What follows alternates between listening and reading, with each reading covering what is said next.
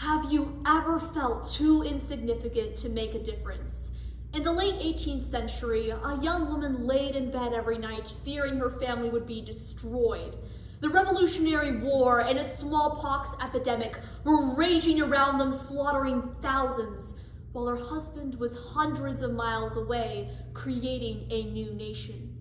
It is due to the sacrifices of her and many others like her that we can enjoy the freedoms that we have today. Growing up, my father often told me about his Indian family shackled to the lowest tier of the caste system.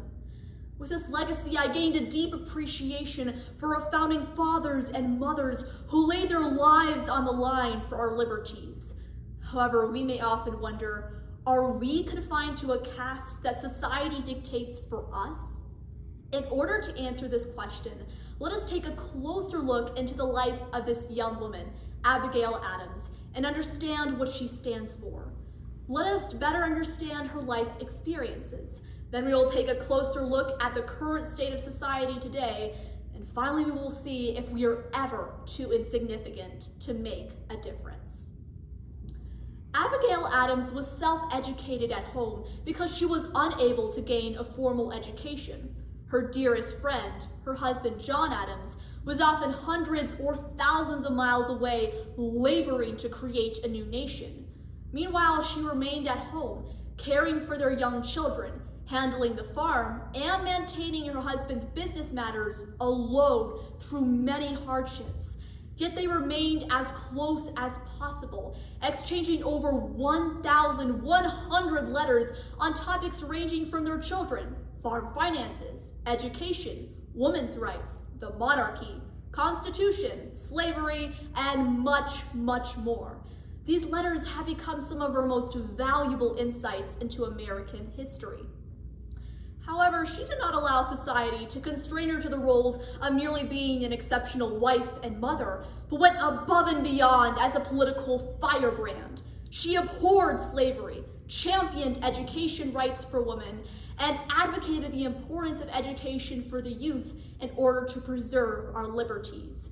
Needless to say, the American Revolution would not have been possible without women like her to care for the households, while the men away founding the nation could not. As we step out of our past and into our present, we can see that our honorable heritage has been branded as shameful and discriminatory in origin. With this scorn upon our founding, is it any surprise that 2 out of 3 Americans cannot pass our citizenship test? Despite being infinitely more connected than our founding fathers, we have fallen out of touch. Despite limitless knowledge, we do not often know or care about events past or present. And despite living in a world of endless opportunity, we remain afraid. And thus the citizens of today now silently submit the shackles that our forefathers fought so hard to break. We now see corrupt and divisive politics, needless and bloody foreign wars, discrimination, unjust legal systems, and other injustices. How can we who feel so small ever make a difference?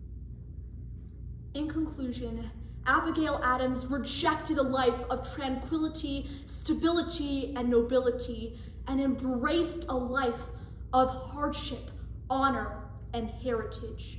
She was unable to gain a formal education, was separated from her husband during sickness and war, struggled to raise her dying and sick children alone, handled the manual labor of a farm, and beyond that, she was a second-class citizen in a society struggling for freedom.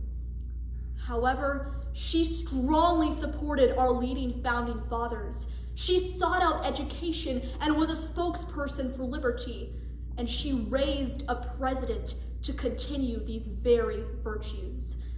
As we approach the 250-year anniversary of the founding of our nation, we must realize now, as she did then, that the hope for true change lies within each of us.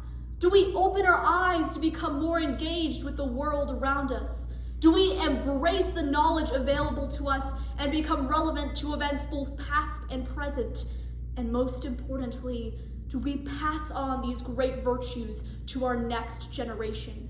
As Abigail said to John, quote, "You must not be an inactive spectator.